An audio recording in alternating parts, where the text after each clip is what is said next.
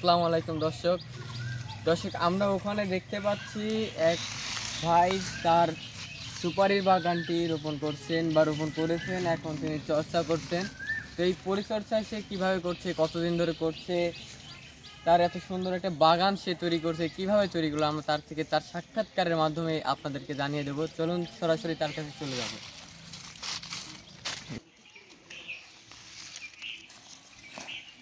আসসালামু আলাইকুম ভাই। ওয়ালাইকুম আসসালাম। ভাই আপনার নামটা কি জানতে পারি? ভাই আমার নাম রাশেদ। কতদিন হলো এখানে এই বাগানটি তৈরি করতেন? এই বাগানটি আমি মোটামুটি 7 মাস হলো এই বাগানটির গাছ লাগিয়েছি। এই বাগানটির মাধ্যমে কত টাকা খরচ করছেন?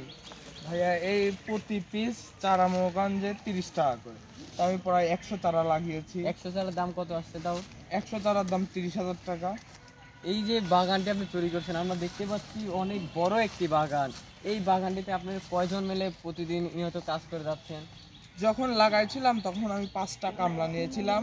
আর কত টাকা করে আপনার হচ্ছে পার পিস কামলা যে হচ্ছে আপনার খরচটি পড়ে, কত টাকা করে পড়ছে? পার পিস শ্রমিক ছিল হলো 600 টাকা করে। তাহলে আমার প্রতিদিন প্রায় হলো 5 জন যেহেতু কামলা, তাহলে 5 চক 3,000 টাকা করে কামলার খরচ গেছে প্রতি পিস। আর আমি তো সাথে কাজ করেছি।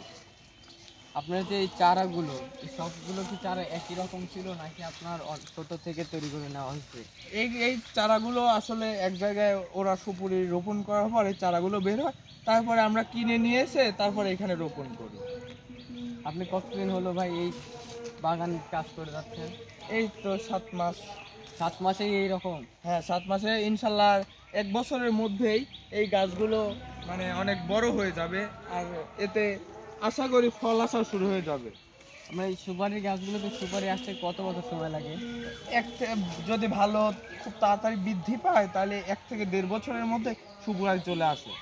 আপনাকে দেখে তো মনে হচ্ছে আপনি পড়াশোনা করেন। আপনি কি পড়াশোনা করেন? হ্যাঁ, পড়াশোনা করি, আবার পাশাপাশি যেহেতু হাত খরচের কিছু টাকাও লাগে, তাই আপাতত বাবার যেহেতু জমি আছে, তাই আপাতত একটা কৃষিকাজের মধ্যে নিজের আয়ের ব্যবস্থাটাও করে। তার মানে এটা আপনাদের নিজের জায়গা, আপনারা এখানেই আপনাদের বাগান তৈরি করছেন? হ্যাঁ, বাগান তৈরি করতেছি। এটা দেখা যাবে আর 1-1.5 বছর পর যখন সুপারি আসবে, তখন আর আমার বাসা থেকে হাত খরচের টাকাটা চাইতে হলো না। আর এখান থেকে আমি প্রতি বছর না হয় প্রায় 1 লাখ টাকা প্লাস ইনকাম করব। এরকম কয়টি বাগান আছে? একটি না আরো আছে আপনাদের? এরকম আমার 5টি বাগান আছে।